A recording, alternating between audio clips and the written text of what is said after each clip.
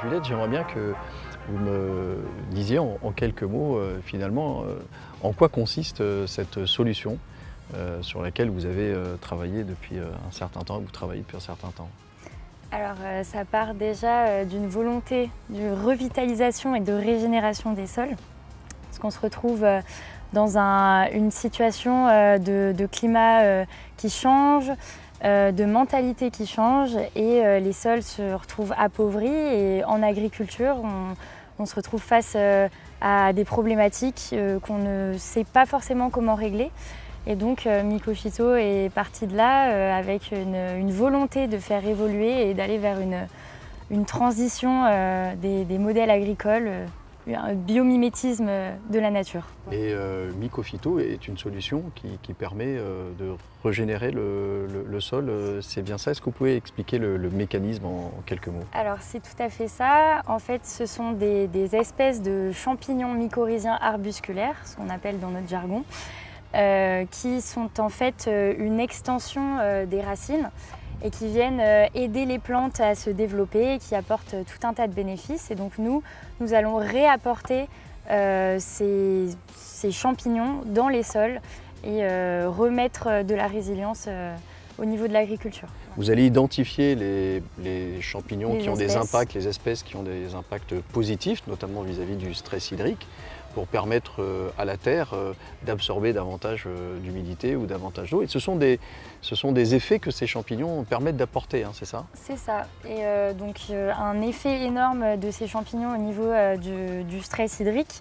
Donc les plantes sont beaucoup plus résilientes face à une période de sécheresse, mais on a aussi d'autres bénéfices que l'apport d'eau, comme la captation de plus de nutriments, une meilleure structure du sol, donc qui va permettre une meilleure aération, un meilleur drainage, ou au contraire éviter le tassement dans les sols viticoles comme d'autres filières agricoles en général. C'est souvent ce qui se passe.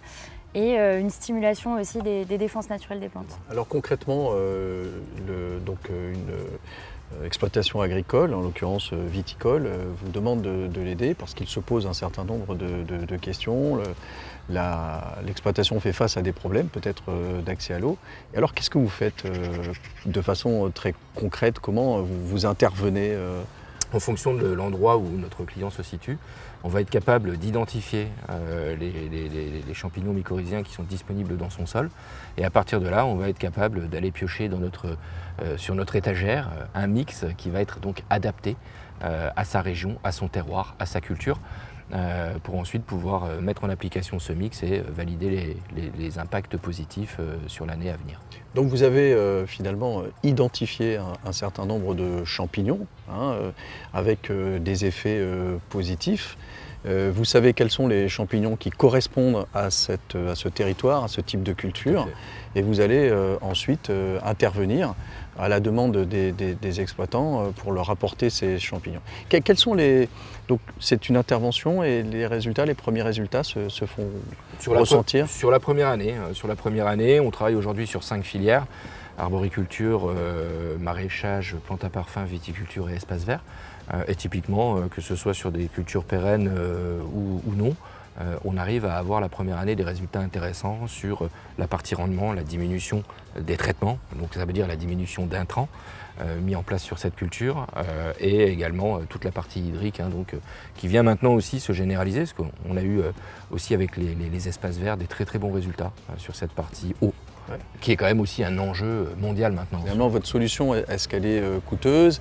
Est-ce qu'elle est viable? Et quels sont les résultats? Je ne sais pas, si on prend l'exemple du maraîchage et de la tomate, est-ce que vous pouvez donner des chiffres? Aujourd'hui, on a validé que notre solution permettait de diminuer les intrants, mais en plus permettait d'augmenter les rendements à hauteur de entre 15 et 25%. Donc aujourd'hui, on a une solution qui est proposée à 0,12 centimes d'euros du plan. Donc on voit bien que cette solution est complètement rentable pour notre agriculteur.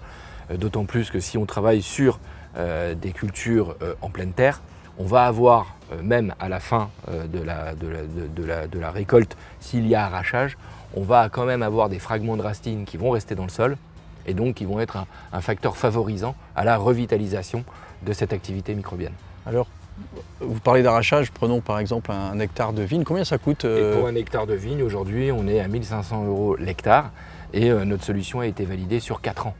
Donc quand vous voyez que ça permet de pouvoir diminuer le stress hydrique à hauteur de 20% et que ça nous permet derrière de lisser un rendement pour la projection économique d'un château, savoir que d'année en année, on va avoir un rendement lissé à peu près à X, ça permet une meilleure projection et donc une meilleure gestion de son château. Je vous en remercie. Merci Juliette, merci Jean-Nicolas. Merci à vous.